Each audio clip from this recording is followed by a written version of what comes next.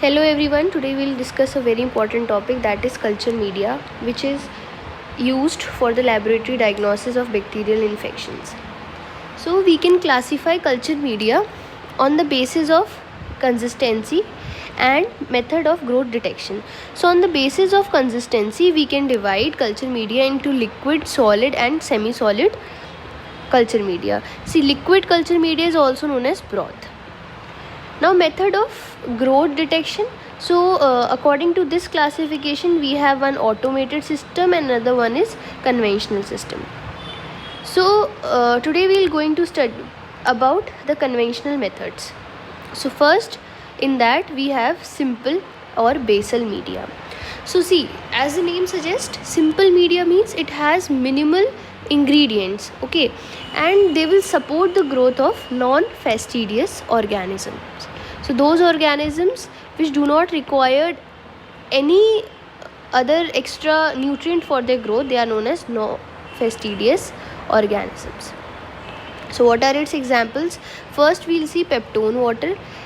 So the constituent is peptone plus NaCl plus water. So this makes up our peptone water. Then we have nutrient broth. If you add meat extract to peptone water, then we will form nutrient broth. Nutrient broth is important for studying bacterial growth curve. Now coming to nutrient agar. So nutrient agar is basically nutrient broth plus 2% agar. And this is very important. Why? Because all the biochemical tests which we will study in another lecture, those biochemical reactions are studied on this agar, and it also helps us to determine the colony morphology. Then we have semi-solid medium. So in semi-solid medium, you just have to vary the amount of agar. That means 0.5, 0.2 to 0.5% of agar is used. Okay, and what is the use of semi-solid media? Now you can see it was 2% in nutrient agar and it is very less in semi-solid media. So it will help us to determine the motility of the organism. So for that purpose we use semi-solid media. So these were the types of simple or basal media. Now coming to enriched media. So as the name suggests, it is enriched with nutrients. So what you will have to do is you take basal media and you add something. Either you add blood or serum or egg, right? So they'll form enriched media. And this is useful. Why? Because it will also help to determine the growth of non-fastidious and fastidious organisms too.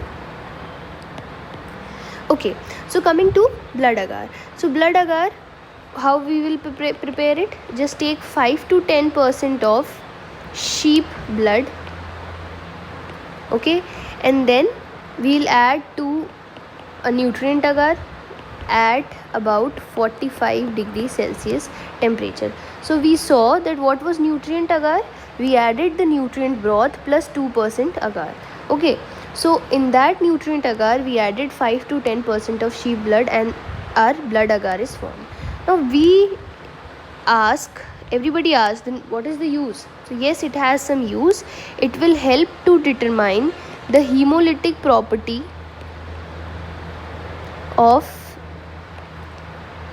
bacteria. We'll study later that there is a alpha hemolysis, there is beta hemolysis and there is gamma hemolysis. Okay, alpha hemolysis, the colonies come out green. In beta hemolysis there will be red or brown. So alpha hemolysis is partial hemolysis, beta is complete hemolysis, and gamma hemolysis is actually a misnomer because there is no hemolysis. We'll study it later. So therefore blood agar is useful. Now what is chocolate agar? See, chocolate agar is same as blood agar, only you need to heat heat a little more. So it is heated at 78 degree Celsius, and therefore see, chocolate is of brown color. We don't add chocolate, but the color brown is present. And why? Because when you heat the blood at 70 degree Celsius, so RBCs will be hemolyzed and they'll give you this brown color. Okay, so in this, it also has one use. You can grow Haemophilus influenzae. Okay, now coming to Loeffler's serum slope. So Loeffler's serum slope, as the name suggests, it has serum. So in nutrient agar you added serum, and it is used for the isolation of Corynebacterium diphtheria. Blood culture media we'll study in later lecture. Then coming to selective media. Okay, so what is selective media? See, selective media is a solid media, and this is very important. You should remember that it is solid media, and as it is selective, it means it will be inhibiting some other organisms to grow. And what will be they? See, you don't require normal flora to get diagnosed or to identify the normal flora. So it will inhibit the normal flora, and you can see the growth of organisms which you actually require. So there are various examples. So first one is Lowenstein-Jensen media, and it is used to isolate Mycobacterium tuberculosis. Then you also have thiosulfate citrate bile sucrose agar, and you have DCN XLD and PTN, that is potassium tellurite agar. So TCBS agar is used to diagnose Vibrio species. DCN XLD is used for determination of Salmonella and Shigella, and potassium tellurite agar is used for the determination of Corynebacterium diphtheria. Now we'll come to one important topic, that is enrichment media. See, we saw enriched media. Now enrichment media, or you can say enrichment broth. So as the name suggests, see, I told you what is broth. Broth is a liquid media. Okay, fine. And enrichment broth, again it contains some inhibitory substance to inhibit the growth of normal flora. Very important is to learn their names. So enrichment broth examples: tetrathionate broth, selenite F broth, gram negative broth, and you also have alkaline peptone water broth. Tetrathionate broth is used for the differentiation of Salmonella typhi. Selenite F broth is for Shigella. Gram negative broth is also for Shigella, and alkaline peptone water is for Vibrio cholerae. Okay. Now our next topic is the transport media. See, transport media are used for delicate organisms and for organisms when you suspect there is delay. Okay, so there will be a delay in transport, so you will use transport media. So we have Ames and Stewart medium. You can use it for Neisseria. For Vibrio cholerae, you can use Venkatraman, autoclaved seawater, and Carey Blair medium. For Shigella and Salmonella, again you can use Carey Blair medium. Then we'll see anaerobic culture media. So anaerobic culture media is again very important, because see, anaerobics also cause there are a number of diseases which can be caused by anaerobic culture media.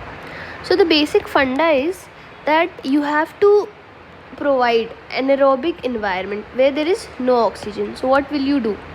See, this is very easy. You just give them some substance which can take up oxygen and it can create a lower redox potential. Okay, so this can be useful for organisms like Clostridium. So examples are Robertson cooked medium broth, which is very important. Why? See, it is most commonly used, right?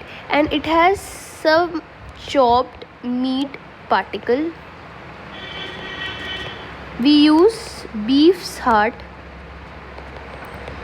and this has glutathione, right?